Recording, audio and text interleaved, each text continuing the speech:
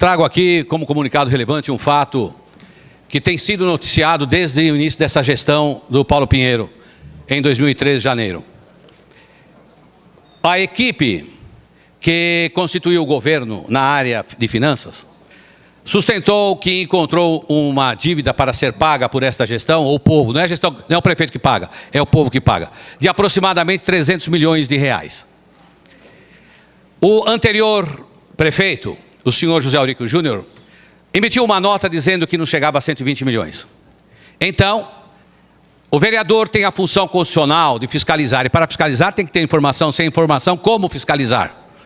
Protocolizei perante o presidente do Tribunal de Contas do Estado de São Paulo que dirimisse essa dúvida. Afinal, a dívida era de 300 milhões, ou próximo de 300 milhões, ou de 120 milhões, como afirmava o senhor José Aurico Júnior.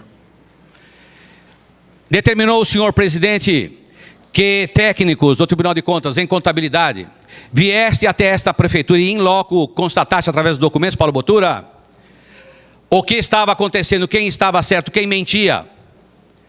E ficou provado por técnicos do Tribunal de Contas, técnicos, não é o presidente, de que a dívida era de 263 milhões, fora INSS e fora as dívidas das autarquias. Talvez passasse de 300 milhões de reais. Então, isto é contas de restos a pagar ou não, uma ampla discussão, mas comprovada que as dívidas foram firmadas a partir de maio de 2012.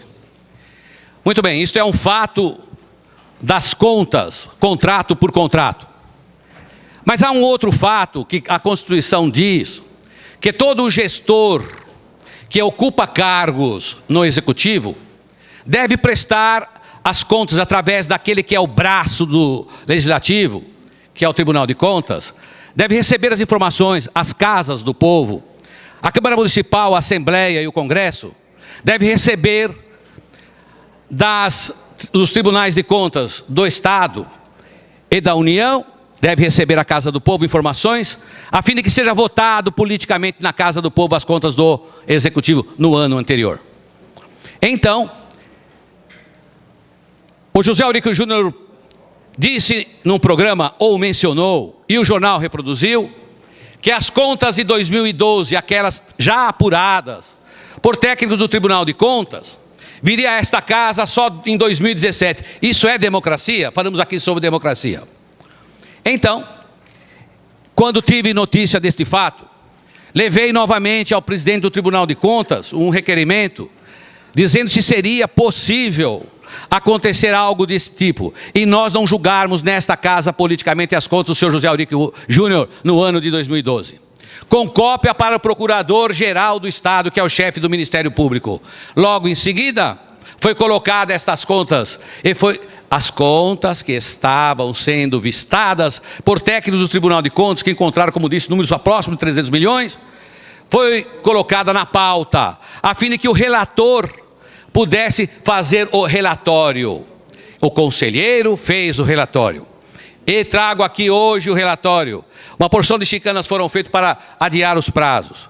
E hoje aconteceu o seguinte, as contas do senhor José Aurico Júnior, no processo já estava na CDG, mas o pedido do Renato Martins, que era o conselheiro, voltou pela Câmara, voltou para cá e para lá, mas houve o seguinte, estas contas foram, através do relatório, indicadas para que esta casa reprove as contas de 2012 do senhor José Aurico Júnior. E para terminar, este é o comunicado. E para terminar, senhor presidente, senhoras e senhores, diz também a Constituição e a lei, que se porventura esta casa julgar as contas irregulares, porque é julgamento político, se esta casa julgar o ex-prefeito, que faz uma jactância de ser agora muito próximo do governo do Estado, do senhor Alckmin, e que poderá fazer o que quer com a democracia, diz a Constituição que se nós julgarmos aqui esta conta irregular, ilegal, ou seja lá o que for, o senhor José Aurico não poderá ser candidato a prefeito. O comunicado relevante, assim, senhor presidente, é dizer